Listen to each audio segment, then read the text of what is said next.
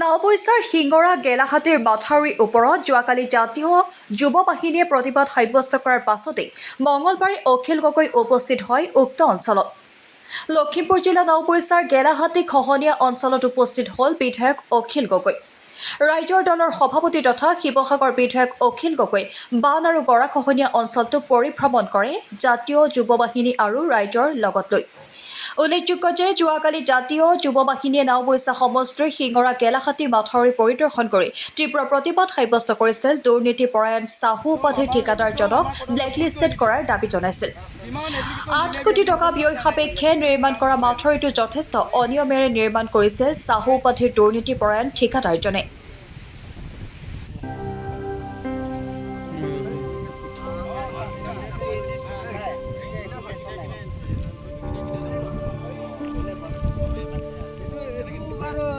বৰছাৰা ৰাইজৰে হয় মাটিটো, এইটো বৰছাৰা ৰাইজৰে হয়। গতিকে মানে ৰাইজে বিচাৰিছে এইটো সুবিধা হৈছে ইয়াৰ পৰা এনেকুৱা যদি নিৰ্মাণ কৰি দিয়ে, এইটো যে আপুনি দেখিলে এইটো এণ্ডিটো মানে আন লং চাইডত গৈছে, এইটোৰ কাৰণে মানে সমাজ কমিটিয়ে মানে এইটো অৱস্থা হৈছে। পানীটো আহি গ'লে এতিয়া orang pagin gabi mula yan dan mulu ko para mulu sa yoga gabi na naman mamkini ite bukar tala ite tigor ko dun na tigor matto sa yang pani to rasta batti ka sa maduma ne 30 bar tan gati na ko ute kiche moi kiche 30 gor পানী dam খুলি দিয়ে। গতিকে মানে এইটোৱে কৈছোঁ চৰকাৰক আমি অনুৰোধ কৰিছোঁ ইয়াৰ পৰা এণ্ডিটো কৰি দিয়েগৈ, এইটো মাটিটো লাগিলে খাটি লওকগৈ ইয়াত, এইটো এনেই মানে বেকাৰণত আছে জেগাটো। আৰু এই এণ্ডি দূৰত থকাৰ কাৰণে পানীটো ইপিনে যাবলৈ মানে ৰাস্তা ওলাই আছে। আগত ইয়াৰ পৰা গৈছিলে, এতিয়া এতিয়াতো নাযায়। যদি এণ্ডিটো ইয়াৰ পৰা পোনাই দিব পাৰে চৰকাৰক আমি কৈছোঁ ইয়াৰ পৰা পোনাই দিয়ক, আমাৰ অসুবিধা নহয়। নদীখনত এইটো আছিলে নেকি? নাই, আগত মানে এনে হেৰি আছিলে আপুনি যে যোনফালে বাঁহৰ দলং পাৰ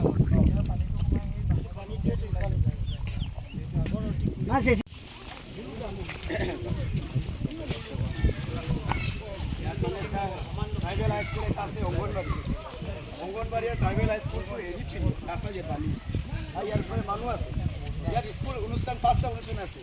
অনুষ্ঠানটো ওপৰত এৰি পিনি সিহঁতে আলি দিয়ে বান্ধি দিছে। ইয়াৰ পঞ্চায়তৰ যোৱা ৰাস্তা আছে, এইটো আছে। ইমান মানে অন্যায়কাৰী কাম কৰিছে সিহঁতে। অনুষ্ঠানটো মানুহে বচাবৰ কাৰণে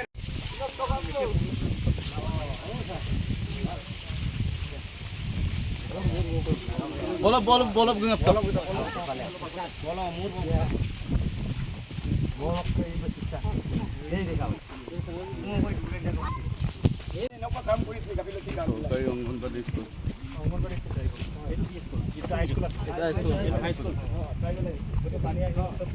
পানীতে ঘূৰাই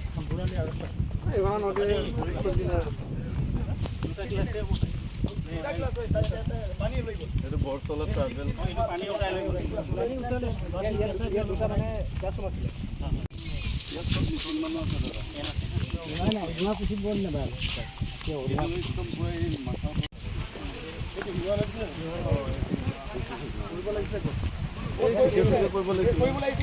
একদম অৰ্থনীতি সিহঁতে লগাই দিলে ইয়াত।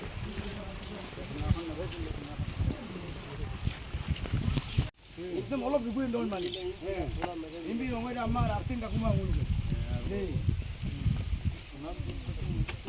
পুনা মলো তুমको अच्छे ना लगे नहीं कुछ पैसा बनो आ रहे आली नो गखे जे कोना बाबू पुना এটো এনেকুৱা যদি ইহঁতে লৈ যায় ৰাস্তাটো চাই একদম অটোমেটিক এনেকৈ লৈ যাব পাৰিব।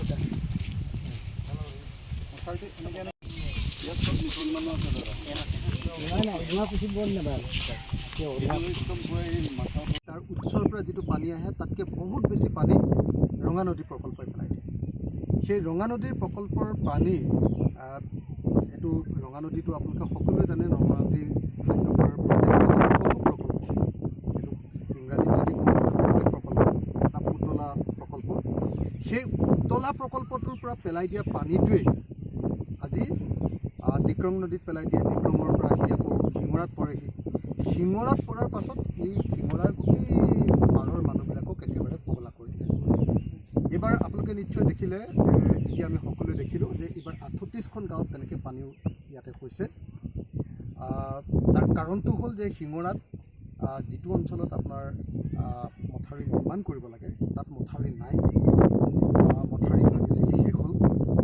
সেইকাৰণে এই মুহূৰ্তত মোৰ প্ৰথম দাবীটোৱে হ'ল যে যদি সঁচাকৈ ৰঙানদী পঞ্চায়তৰ মানুহক বচাব লাগে, এই ৰঙানদী অঞ্চলত, এইটো নাওবৈচা সমষ্টিত পৰে, ৰঙানদী অঞ্চলত আমি শিঙৰা নদীত 1.5 কিলোমিটাৰমান নহয়, মথাউৰিটো 1.5 কিলোমিটাৰমান, 1.5 কিলোমিটাৰ মথাউৰি আমি নিৰ্মাণ কৰিব লাগিব। সেই মথাউৰিটো নিৰ্মাণ নকৰাকৈ আমি কেতিয়াও এই 38খন গাঁৱত বচাব নোৱাৰোঁ। দ্বিতীয় কথা যে এই শিঙৰা নদীখনৰ আগফালে য'ত এতিয়া এটা এইটো কি বুলি কয় দেখোন মৰ্চলা অঞ্চলত য'ত এটা জিঅ'বেগৰ কাম কৰিব তাৰ আগফালটোত কি কৰা হৈছে যে আগফালটো উন্মুক্ত কৰি তাৰ পিছফালে এই যিটো জুৰি আছে আমাৰ এইখন কি কয় গেলাবিল গেন্ধাবিল নহয় গেন্ধালি নামৰ যিটো জুৰি আছে, এই জুৰিটোৰ পাৰত মথাউৰিটো নিৰ্মাণ কৰি দিয়াৰ কাৰণে আগফালে আকৌ 25-30 ঘৰ মানুহ ডুবি যায়। সেইকাৰণে এই মুহূৰ্তত ৰঙানদী পঞ্চায়তৰ 38খন গাঁৱৰ ৰাইজৰ দাবী হ'ল যে শিঙৰা নদীৰ যিটো অঞ্চলত এতিয়ালৈকে মথাউৰি নাই, 1.5 কিলোমিটাৰ 2 কিলোমিটাৰমান হ'ব, সেই মথাউৰিখিনি নিৰ্মাণ কৰি দিব লাগে। আৰু প্ৰয়োজন সাপেক্ষে সেই মথাউৰিত জিঅ'বেগ প্ৰটেকশ্যন দিয়াৰ ব্যৱস্থা গ্ৰহণ কৰি দিব লাগে। আৰু এতিয়া যিটো ঠাইত জিঅ'বেগ প্ৰটেকশ্যন দি আছে তাৰ পৰা অলপ আগলৈ আৰু 1 কিলোমিটাৰমান মথাউৰি নদীখনৰ পাৰে পাৰে নিৰ্মাণ কৰি দিব লাগে। পিছফালে এই গেন্ধালিত দিয়া যিটো আপোনাৰ চেনেল কাটিঙত দিয়া যিটো মথাউৰি, সেই মথাউৰিটোক ব্যৱহাৰ কৰিব নালাগে। যদি সেইটো মথাউৰিক ব্যৱহাৰ কৰে তেতিয়াহ'লে আৰু 25-30 ঘৰ মানুহ এইফালে ডুবি যায়। লগতে ইয়াতে এখন জনজাতি হাইস্কুল আছে, ট্ৰাইবেল হাইস্কুল, জনজাতি হাইস্কুলখন ডুবি গৈছে, অংগনবাদী কেন্দ্ৰটো ডুবি গৈছে, সেইবিলাক একদম এবাণ্ডন হৈ গৈছে। সেইবিলাকত এতিয়া তো একেবাৰে অসমৰ ভূমিপুত্ৰ মিচিং লোকসকলক ইয়াত সাংঘাতিক ধৰণে বিপদত পেলাইছে। অকল মিচিং লোকসকলে নহয়,